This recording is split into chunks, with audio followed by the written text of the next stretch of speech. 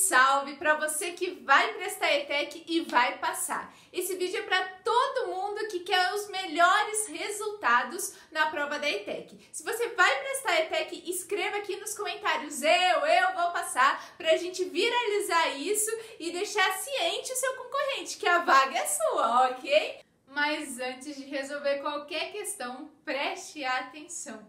Se inscreva no meu canal e ative o sininho. E se você quiser receber mais conteúdo, mais novidades, entra lá no meu site www.amandaverardo.com.br e cadastre o seu e-mail e o número do seu WhatsApp. Lembre-se de colocar o código diário, ok? Porque você vai entrar na minha lista VIP de alunos e lá no WhatsApp eu mando exercícios, dicas, vídeos semanalmente e você vai ficar por dentro de todas as novidades de tudo que eu produzo, ok? E vai conseguir ótimos resultados para a prova da ETEC. Vamos lá! A prova da ETEC, se você nunca fez ela antes, se você não resolveu nenhuma prova anterior, é importante você saber que as questões não são ordenadas por conteúdo, que a gente é preparado dessa forma, na maioria das vezes as provas que você realiza, os simulados que acontecem dentro das escolas, eles são ordenados por matéria. Então, todas as questões de português, depois todas as de química, física e as de matemática. A ETEC é diferente. Ela mistura os conteúdos. Então, aparece uma questão de português, depois uma de química, uma de física, uma de biologia, uma de matemática. Então, se você acredita que, eu vou fazer primeiro todas as de matemática, cuidado, talvez essa não é uma boa estratégia. Porque você vai gastar determinado tempo da prova procurando quais são as questões de matemática. Talvez não seja uma boa estratégia. Então, fique ligado, a gente já vai para a primeira questão da prova, primeira questão de matemática, que era a questão número 5. Lembrando que essa prova é o processo seletivo para quem fez a prova no final do ano de 2018 e começou o curso em 2019, beleza? Então, esse é o processo seletivo da ETEC para o ano de 2019. A primeira questão de matemática era a questão número 5 e olha só o que aparecia. Aparecia um cartoon, ou seja, um quadrinho. E você está muito acostumado de ver quadrinho na questão de português, na questão de história. E aqui, olha que legal, apareceu em matemática também. Então dizia assim, o cartoon brinca com a palavra parábola, que tem diferentes significados de acordo com o contexto em que é empregada. Então vamos ver o que era esse cartoon, o que ele dizia. Tinha 3 personagens, aí um pergunta para o outro, Pedro, o que é isso? Aí o outro fala assim, ele fala por parábolas. Então aqui ele está como se fosse falando de Jesus, né? Porque ele diz que Jesus conversava com seus discípulos por meio de parábolas. E aí o desenho é o desenho de 2 parábolas, uma nesse caso com concavidade para baixo e a outra com concavidade para cima. E aí ele continuava o enunciado. Em matemática, no estudo de funções, a parábola é uma curva que representa uma função polinomial e aí você tinha que continuar. Como que era essa característica da parábola? Então, toda vez que um exercício tratar de parábola, já pensa função de segundo grau. Mas qual é a lei que generaliza, que expressa que uma função é de segundo grau? É f de x igual a x quadrado mais bx mais c. E detalhe, esse coeficiente a, que é aquele número que vai multiplicar o x quadrado, ele sempre tem que ser diferente de zero. Caso contrário, a função não é uma função de segundo grau. Então, analisando as alternativas, a gente ia chegar aqui na alternativa E. É uma função de segundo grau e sua expressão geral é dada por f de x igual a ax quadrado mais bx mais c com a diferente de zero. Então, essa era uma questão puramente conceitual e da função de segundo grau. Então, para você que está se preparando para a prova da ETEC, faça uma revisão sobre função de segundo grau. A representação gráfica dela sempre é uma parábola, beleza? Vamos para a próxima questão de matemática, a questão número 12. A Estrela da Morte é uma arma ícone na série cinematográfica Star Wars. De formato esférico, ela era considerada similar a uma lua. Essa arma, estação espacial, podia se locomover pelo espaço na velocidade da luz, ou seja, 3 vezes 10 à quinta quilômetros por segundo. Admita que a estrela da morte precisasse se posicionar de uma maneira a realizar um ataque de máxima eficiência ao planeta C. Inicialmente, a estação espacial encontrava-se no ponto A, e entre ela e o planeta C havia um grande asteroide, por isso necessitou ir para o ponto B, de modo a poder visualizar perfeitamente o planeta C, conforme a figura. Aí aparecia essa imagem, então tem aqui um triângulo e as unidades de medida de cada lado desse triângulo e perguntava: assinale a alternativa que contém o tempo que a estrela da morte demorou para se locomover do ponto A para o ponto B. Então, falou, que lá no slide anterior, o que interessava? Interessava só a velocidade. Então, perceba que eu, aqui na resolução, anotei a velocidade, 3 vezes 10 a quinta quilômetros por segundo. Fique atento às unidades de medida. Perceba que no enunciado é dada uma unidade de medida e veja certinho qual é a unidade de medida que ele quer na resposta, para ver se você vai precisar fazer uma transformação de unidade de medida ou não. Bom, aí eu coloquei aqui o triângulo, então era um triângulo que tem um cateto com medida 8 vezes 10 a nona quilômetros, o outro 1,7 vezes 10 elevado à décima potência quilômetros, e a gente precisa descobrir esse outro cateto do triângulo. Bom, então a gente vai aplicar o quê? Teorema de Pitágoras. Toda vez que for dado um triângulo retângulo e nele são dados dois lados e é necessário encontrar o terceiro lado, desconfie, é Pitágoras que você vai usar. Bom, aí você tem que identificar qual é a hipotenusa do triângulo retângulo. Nesse caso, ou em qualquer triângulo retângulo, a hipotenusa é sempre o maior lado e é aquele lado que está oposto ao ângulo de 90 graus. Então, só para facilitar as nossas contas, olha a sacada, hein? Para você não se perder nos resultados. Percebe que aqui a potência era 10 elevada à nona e aqui 10 a décima? Eu vou igualar essas potências do 10. Aqui eu vou transformar esse 10 a décima em 10 a nona, mas para não alterar o resultado, o 1,7 ele transforma em 17. Então vamos dizer, se eu aumento esse fator, uma casa decimal, 1,7 foi transformado em 17, esse expoente tem que diminuir uma unidade, porque é o jeito de multiplicar por 10 aqui, tá? Então multiplicando esse fator por 10, eu tenho que dividir esse por 10, o que faz diminuir uma unidade no expoente e por isso 10 elevado à nona potência.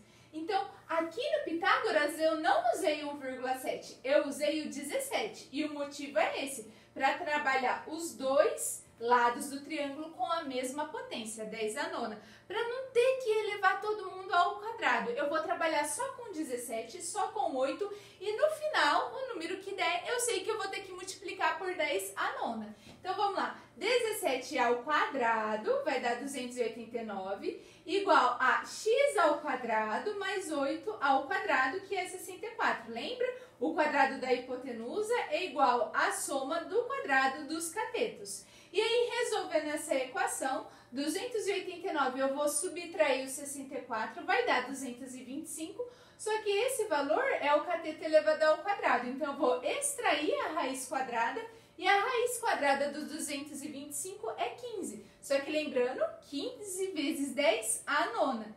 Quilômetros, porque aqui era em quilômetros, aqui era em quilômetros, então esse cateto também está em quilômetros. E a gente tem que voltar lá na informação da velocidade.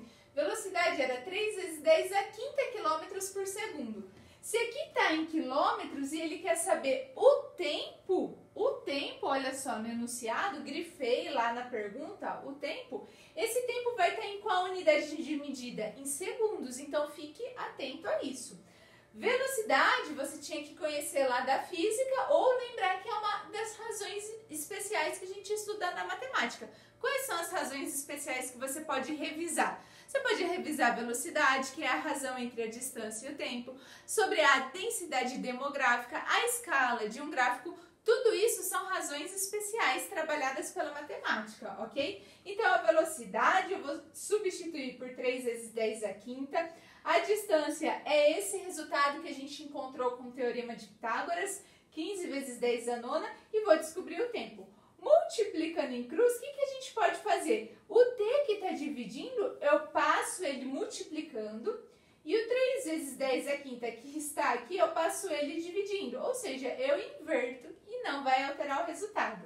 Por isso que o tempo vai ficar igual a 15 vezes 10 a nona, que a gente já tinha, dividido por 3 vezes 10 a quinta.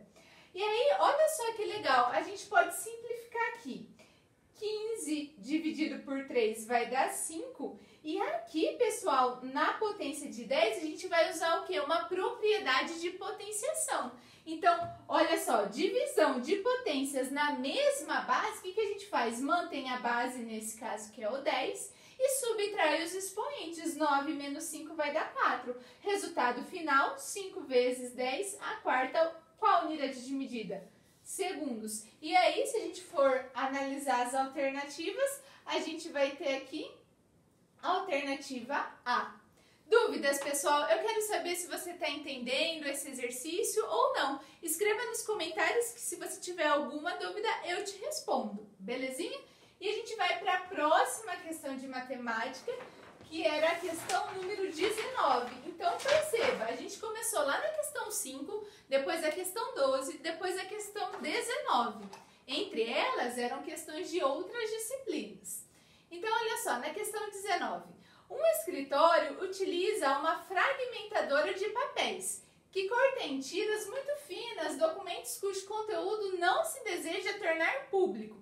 Suponha que a fragmentadora desse escritório só aceite uma folha por vez, sendo capaz de fazer sua função a uma velocidade de 3 metros por minuto. Sendo assim, para que um documento com 25 folhas seja fragmentado, levando em consideração que cada folha desse documento tem comprimento de 30 centímetros, então olha só, a gente vai ter que destacar algumas informações. Lemos o texto, imaginamos esse contexto, tem a folha, vai picotar, e aí tem a máquina. Como que ela picota o papel? Eu vou anotar essas informações aqui.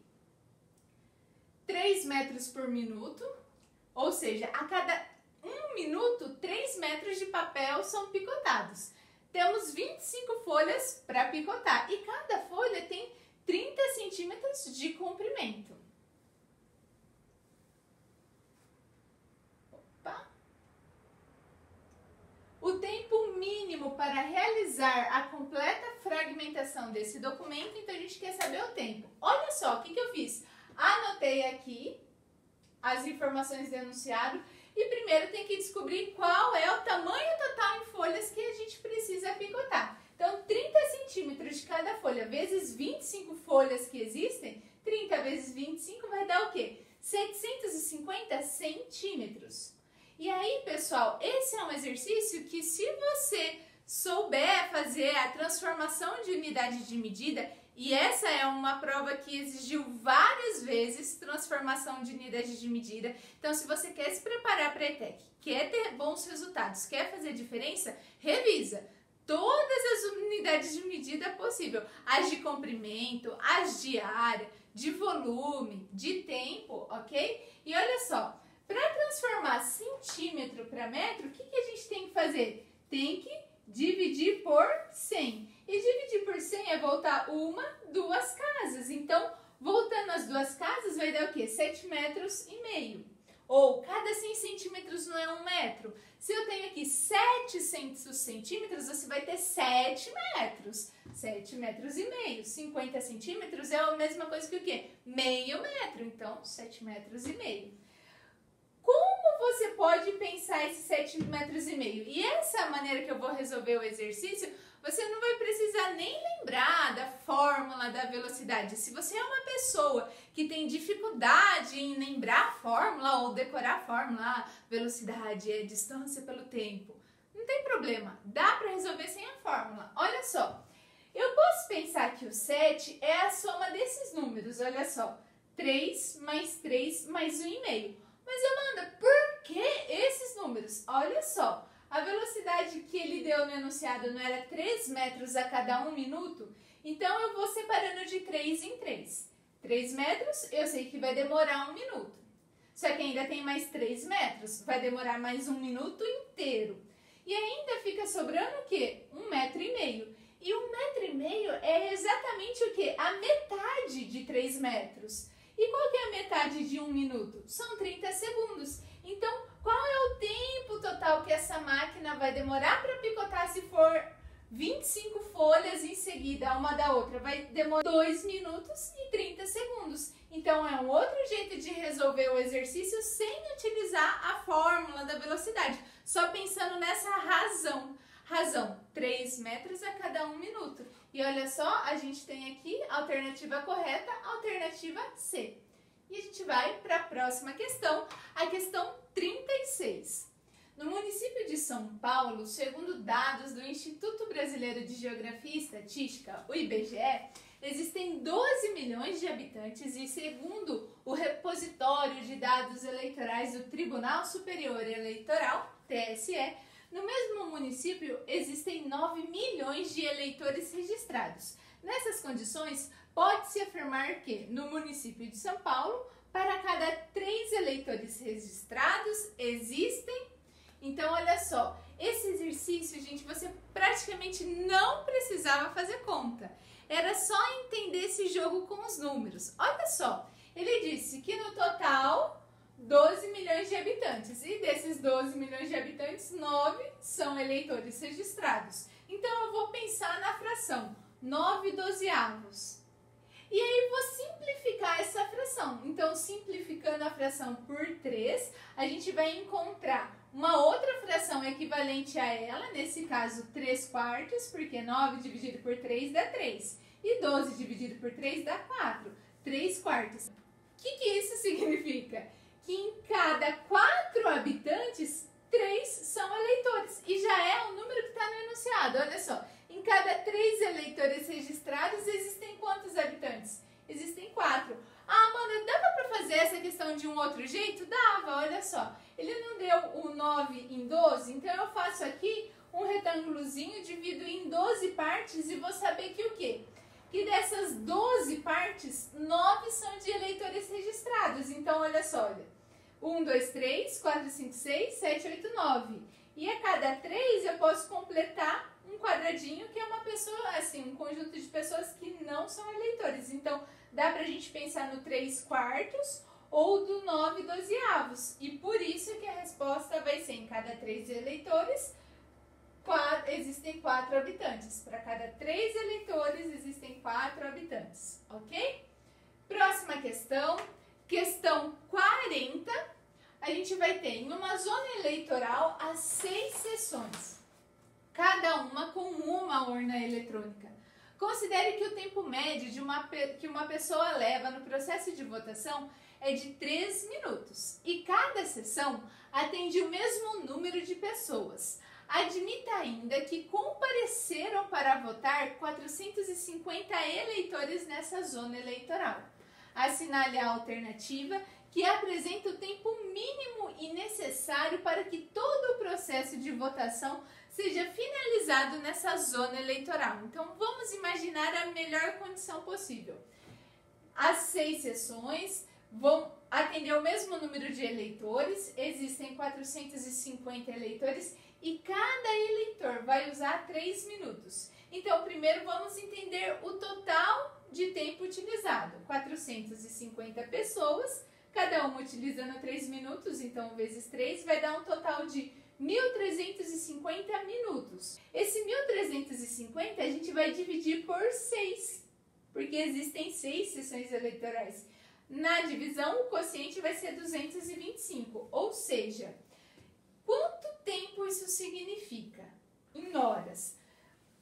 Toda vez que precisar fazer uma transformação de unidade de medida de tempo, é bom você lembrar dos múltiplos do 60, porque 1 hora não são 60 minutos, 1 minuto não são 60 segundos, então é bom você saber os múltiplos do 60. 60, 120, 180, 240 e olha só, 240 passa do 225, então é interessante você lembrar de qual número aqui? Do 180, que é o último múltiplo do 60 antes do 225. Então, como que você pode reescrever o 225? como que você pode decompor esse número? Você pode pensar que ele é 180 mais 45. Se você fizer a soma, volta no 225. O que é 180? Não são 3 vezes 60? 3 vezes 60 minutos é 3 vezes 1 hora. Então, isso daqui é a mesma coisa que 3 horas e 45 minutos. E isso acaba sendo o senso comum. Por quê? Porque todos nós utilizamos o tempo no dia a dia. A gente está acostumado a fazer essa transformação de unidade de medida. É diferente de transformar o volume, por exemplo. Não é comum a gente fazer. Porém, aqui tempo é algo mais tranquilo. Então, imagino que não seja tão difícil para você. E aí, a gente vai para a próxima questão de matemática, a questão 44. E aí, a gente já está chegando nas últimas questões de matemática dessa prova. De matemática, se a gente for selecionar, essas eram as de matemática, eram 8 questões, ok? E aí tem as de física, que recorrem também à matemática. E aí eu já vou adiantar para você ficar aqui no vídeo até o final. Eu trouxe um bônus, então fique até o final do vídeo para você aproveitar o bônus.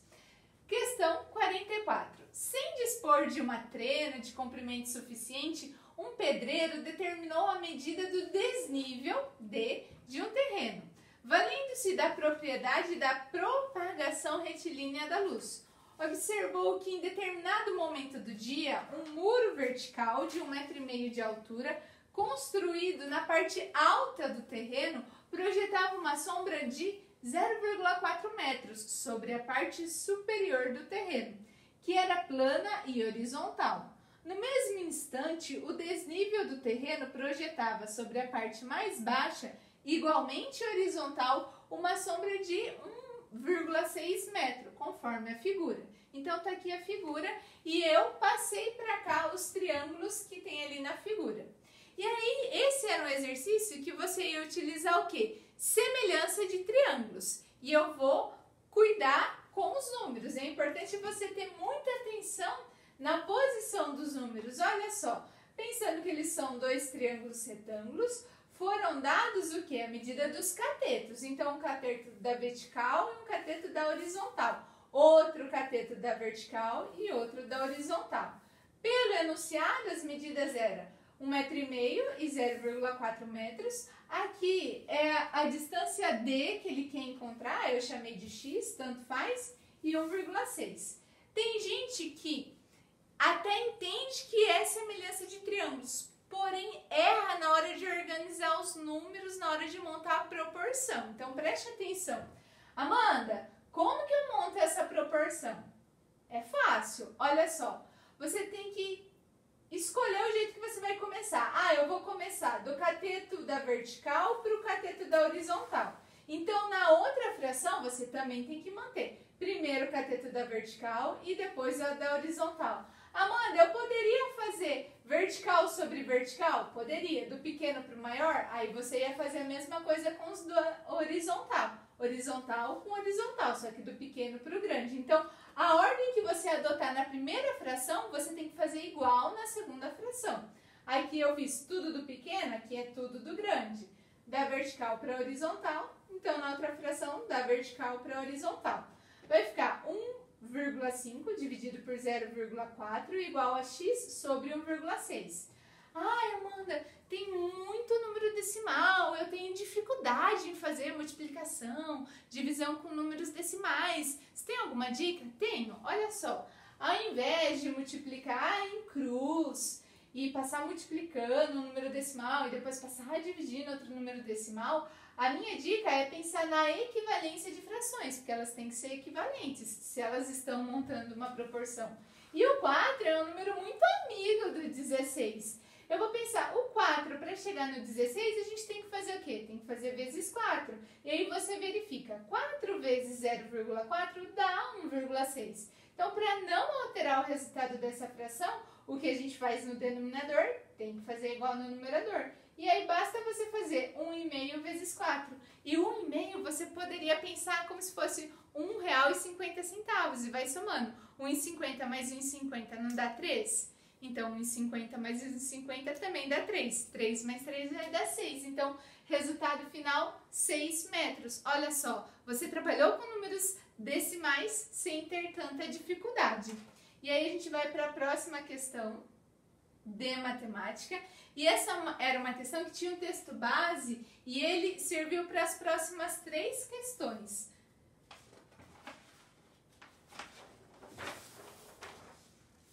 Então, na questão 47, precisava ler o texto base, ele fala do prêmio Nobel e ele fala assim, que em 2017 o valor do prêmio teve um acréscimo de 12% do valor do ano anterior e que chegou a 9 milhões de coroas suecas.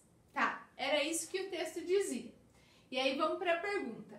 Considerando Y, o valor do prêmio em 2017, e X, o valor do prêmio em 2016, assinale a alternativa que apresenta a relação correta entre os dois valores. Então, aqui a gente tem várias equações, a gente tem que ver qual é que vai dar certo, beleza?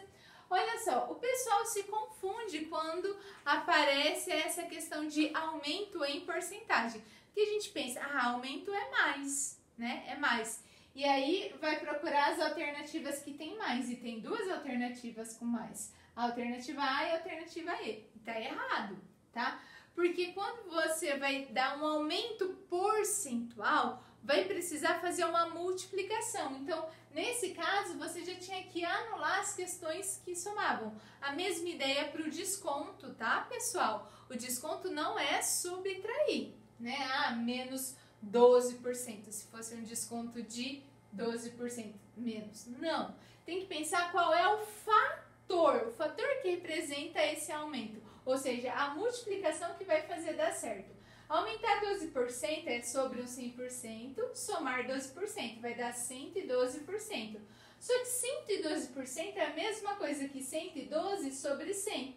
Transformando em número decimal dá 1,2, olha só. Eu dividi por 100, eu desloquei a vírgula, 2 casas decimais, dá 1,12. Então, eu vou pegar o valor que ele chamou de Y, que é em 2017, vai ser o quê? O valor do ano anterior, 2016, que o enunciado chamou de X, e multiplicar por 1,12, ok? A soma é só da porcentagem com a porcentagem, mas para encontrar o valor em reais, que foi aumentado ou diminuído, a gente sempre vai multiplicar. E esse número aqui, 1,12, a gente chama ele de fator de aumento.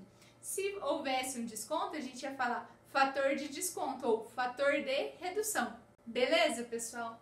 E aí a gente vai para a próxima questão, questão 48, que usava o mesmo texto base da questão 47 e dizia assim: com base nas informações contidas no texto e assumindo que em 2016 uma coroa sueca era equivalente a 42 centavos de reais, pode-se afirmar que o valor aproximado do Prêmio Nobel para cada modalidade de premiação em 2016 era em milhões de reais, cerca de...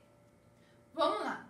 Ele disse que o prêmio era 9 milhões de coroas suecas. Então, se você tem dificuldade, como que escreve 9 milhões? Faz assim, ó, 9, 90, 900, 9 mil. 90 mil, 900 mil, 9 milhões. Pronto, escreveu 9 milhões. E aí, 9 milhões de coroas suecas, só que em reais. Então, vou ter que multiplicar por 0,42, que é a informação que ele deu no enunciado. Nossa, de novo, Amanda, apareceu o número decimal, eu não sei fazer multiplicação com o número decimal. Aproveita porque nesse número tem essa abundância de zeros, eu posso fazer o quê?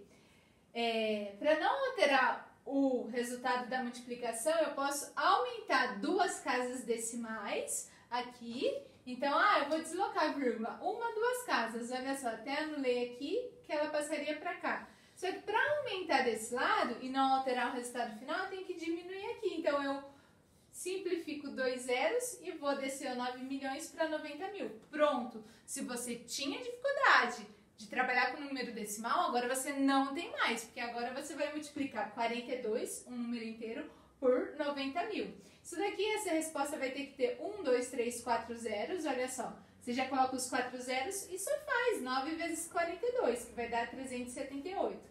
Ou seja, qual é a resposta final? R$3.780.000 ou 3,78 milhões, tá? E aí, olha só, tem essa alternativa 3,78, mas cuidado, porque esse era o valor em 2017, ele não quer, ele quer em 2016, então a gente vai ter que voltar para o valor de 2016. Como, Amanda? Como que eu volto esse valor? Lembre-se que esse valor que a gente acabou de encontrar era o valor com aumento. Então, sobre os 100% que era em 2016, ele passou a representar quanto do anterior? 112%. Então, se eu quero saber o de 2016, o de 2016 era o 100% inicial. Montei a regra de 3, multiplico em cruz. Então, x vezes 112 é igual a 3,78 vezes 100. O 112 que multiplica o x, depois passa dividindo. E aí, olha só, que belezinha, gente. Não tenha medo na hora de fazer a prova, porque vai aparecer número decimal. Pelo menos essa prova de 2019, as multiplicações com os números decimais era sempre com algum múltiplo de 10. Então, dava para deslocar a vírgula. Olha só, 2 casas, eu vou deslocar 2. Então, vai dar o quê? 378 inteiros. Dividido por 112 vai dar 3.330.000 ou 3,33 milhões, alternativa A, beleza? Então, essa era uma questão que eu imagino que alguns alunos erraram, porque começou a fazer a conta e já deu uma das alternativas. Então, reflita sobre o que o número significa, tá? Porque nem sempre o número encontrado já é a resposta final, tá? E aí a gente vai para a última questão de matemática, que era a questão 49 e que ainda era questão do mesmo texto base, tá? Então, o vencedor do Prêmio Nobel deseja encomendar uma construção de uma caixa para acomodar a medalha que recebeu como parte da premiação. A caixa terá a forma de um paralelepípedo de base quadrada, sobre a qual sabe-se que... Então, olha só, o paralelepípedo está aqui e ele diz assim: a medida do lado da base é 4 milímetros maior que o diâmetro da medalha. O volume total é igual a 147 centímetros cúbicos e o material do qual a caixa será feita tem espessura desprezível. A altura da caixa em centímetros será igual. Então, lá no texto base ele dava que o diâmetro da medalha era 63 milímetros.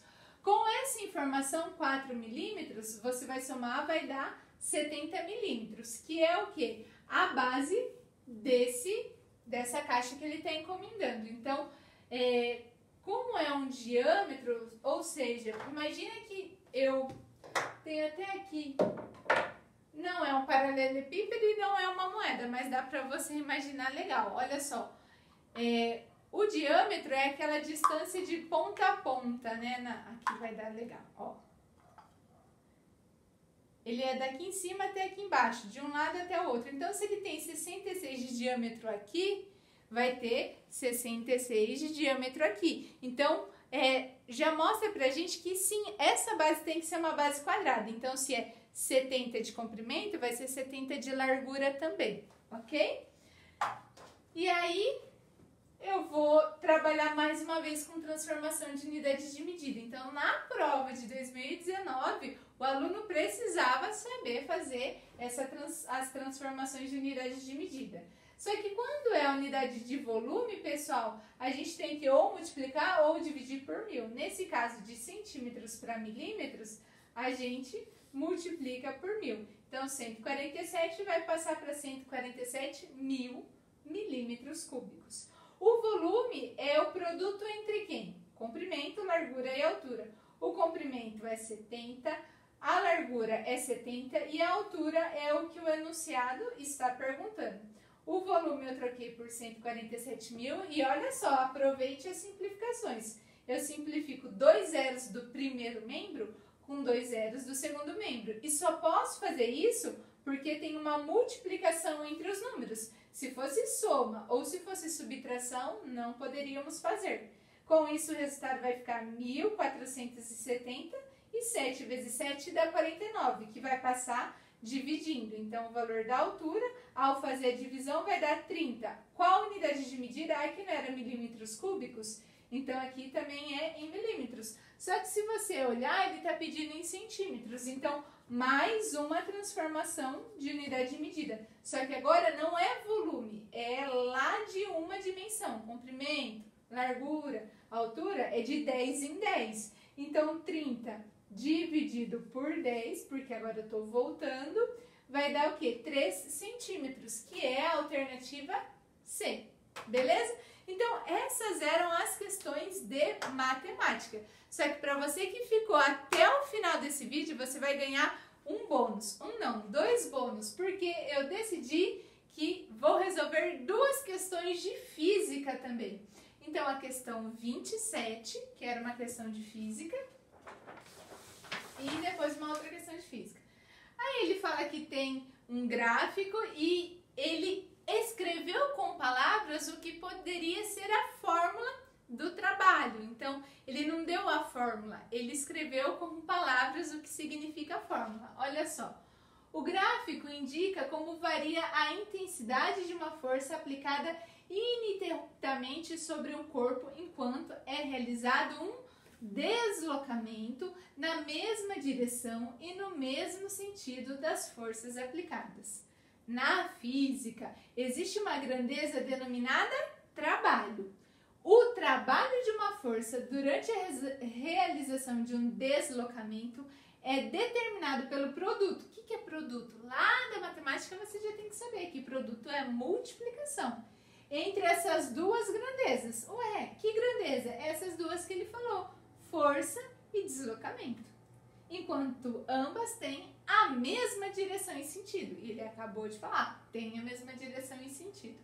Aí ele deu o gráfico, olha só. Temos 3 regiões diferentes, então eu chamei de trabalho 1, trabalho 2 e trabalho 3. Ele quer saber, considerando o gráfico dado, o trabalho total realizado no deslocamento de 8 metros em joules corresponde a... Então, do enunciado ele falou, trabalho é produto, ou seja, multiplicação entre força e deslocamento. Qual foi a força? Interpreta no gráfico, olha só, força 60. Em qual deslocamento? De 0 até 2 dá quanto? 2 metros. Então, vai ser 60 vezes 2. Aqui teve um trabalho de 120 joules. Depois, a próxima região no gráfico é essa daqui, que é qual força? 40. E qual foi o deslocamento? Do 2 até o 6 vai dar 4. 6 menos 2 é 4. Então, 40 de força vezes 4 metros de deslocamento dá 160 joules. E por último, a última região, qual é a força aplicada? 20 newtons. Por qual deslocamento? De 6 até 8 vai dar 2 metros. Então, 20 newtons vezes 2 metros dá 40 joules. E aí é só somar 120 com 160 e 40, vai dar um total de 320 joules, que é a alternativa D. Beleza, pessoal? Então, fazendo uma leitura bacana do enunciado, interpretando o texto e o gráfico era suficiente, mesmo que você nunca tivesse estudado antes isso na escola, tá? Porque foi tudo dado no enunciado. E aqui a questão 34, que era uma questão de física também, um estudante avaliou o tempo diário do uso do chuveiro em sua casa, no decorrer de 30 dias consecutivos, o que permitiu a construção num quadro. Então, a mãe demora 20 minutos no banho, o pai 15, a irmã 20, o irmão 5 e ele mesmo demora meia hora, é o que mais demora no banho. Sabendo que o chuveiro de sua casa tem potência de 2.800 watts, o estudante calculou que no período avaliado o consumo de energia em sua casa devido ao uso do chuveiro foi aproximadamente de... Então, olha só, primeiro tem que entender quanto tempo de chuveiro usa cada dia. Soma todos os números da tabela, dá 90 minutos. Lembra que eu falei? 1 hora, 60 minutos, 1 minuto, 60 segundos? Como que você pode decompor esse número 90 minutos? 90 minutos é a mesma coisa que 60, que completa 1 hora, mais quanto? Mais 30 minutos. 60 minutos é 1 hora completa. 30 minutos, meia hora, metade da hora. Então, todo dia o chuveiro é utilizado por 1h30 nessa casa. Se ele observou durante 30 dias, eu vou multiplicar vezes 30, que vai dar quanto? 45 horas. Ai, Amanda, eu tenho dificuldade de fazer multiplicação com números decimais. Presta atenção, olha. Já desce o zero aqui e faz 3 vezes 5, 15, sobe 1. 3 vezes 1, 3, mais 1 que subiu, 4. Só que não tinha uma casa decimal, então você volta aqui uma casa decimal, por isso 45 horas. 2.800 watts, que é a informação do enunciado. Você tem que lembrar também dos prefixos da matemática. Quilômetro, quilograma, quilo, o que significa? Significa 1000. Então, se ele quer aqui, olha só as alternativas, as respostas estão todas em quilowatt, eu tenho que dividir por 1000, porque eu vou trocar, eu vou fazer, para eu entrar com esse K aqui, eu tenho que dividir por 1000. Então, dividindo por 1000, vai voltar 1, 2, 3 casas. 3 zeros, volta 3 casas, vai dar 2,8 quilowatts. Então, 2,8 vezes 45 horas, que é o tempo total durante um mês, vai dar 126 kWh. Como ele deu essa palavra aproximadamente, qual é o número que está mais próximo desse resultado? O 125. Por isso, a resposta C. Gostou da resolução da prova, pessoal? Eu espero que sim. Se você ainda não conhece as minhas outras redes sociais, é facinho de acessar. No Facebook é facebook.com/prof. Amanda Berardo. No Instagram é só procurar lá, @AmandaBerardo. No YouTube, youtube.com/Amanda Berardo. Você pode acessar também o meu site, se cadastrar com o seu e-mail ou com o número do seu WhatsApp e poder fazer parte da minha lista de alunos. É uma lista VIP, tanto no e-mail quanto no WhatsApp. Se você quer receber mais vídeos, mais dicas, mais informações, não deixe de entrar no meu site e deixar o seu e-mail, o seu nome, o seu WhatsApp e entrar na lista dessas pessoas selecionadas que vão entrar na ETEC. E se quiser também pode me mandar um e-mail, suporte@amandaberardo.com.br. Muito obrigada pela sua atenção. Assista aos outros vídeos do canal e boa prova. Tchau!